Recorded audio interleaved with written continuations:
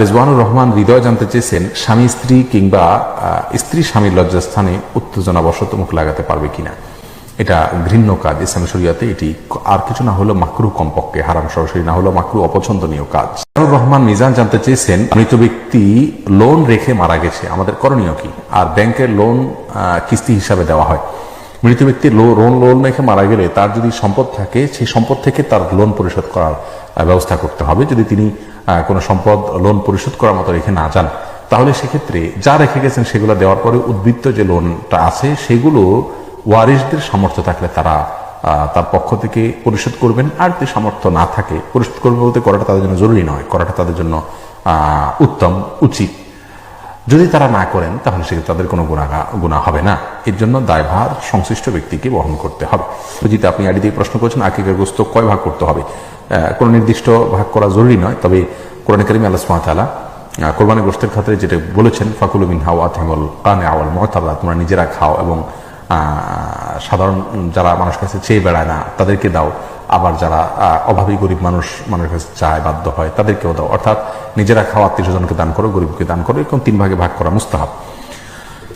লিজা সামিনা আপনি জানতে চেয়েছেন, শুধু ঘরোয়া ভাবে বিবাহ বার্ষিকী পালন করা যাবে কিনা।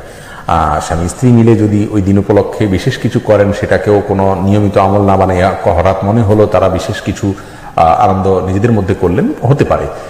কিন্তু এটাকে সিস্টেম বানিয়ে নেওয়া, অনুষ্ঠান করা, এটি কোনো মুসলিমের জন্য উচিত নয়, যেহেতু এটি বিজাতিদের কালচার, অন্য ধর্মের মানুষের কালচার।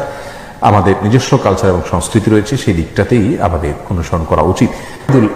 আপনি জানতে চেয়েছেন যে কোন রোগী ঝাড়ফুঁকের জন্য নিয়ে গেলে বেশিরভাগ সময়ই তাবিজ দেয়, যা অনেক আলেম শিরক বলে। এক্ষেত্রে কোরআন হাদিস ভিত্তিক চিকিৎসা কি।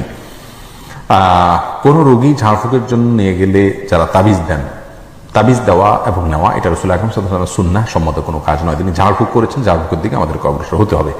এনাম আইমান সাকিব জানতে চেয়েছেন, অবাধ্য সন্তানকে কি বাবা মা সম্পত্তি থেকে বঞ্চিত করতে পারে। না, সম্পত্তি থেকে বঞ্চিত করার কোনো অধিকার নাই, এটা তাদের জন্মসূত্রে অধিকার।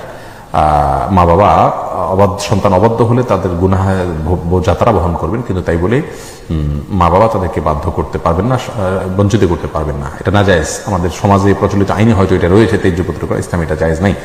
এসআই লাবিব মজুমদার জানতেছেন, জেনা থেকে বাঁচার উপায় কি। দেখুন, জেনা থেকে বাঁচার উপায় হলো জেনার কাছাকাছি না যাওয়া।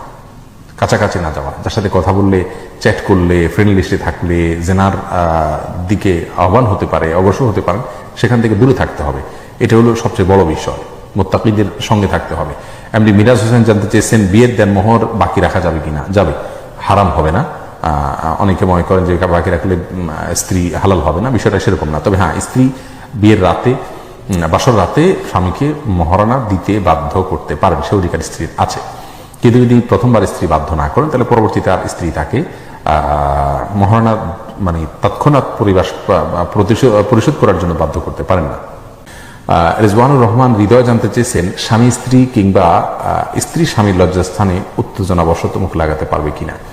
এটা ঘৃণ্য কাজ ইসলামী শরিয়াতে। এটি আর কিছু না হলো মাকরুহ, কমপক্ষে হারাম সরাসরি না হলো মাকরুহ, অপছন্দনীয় কাজ।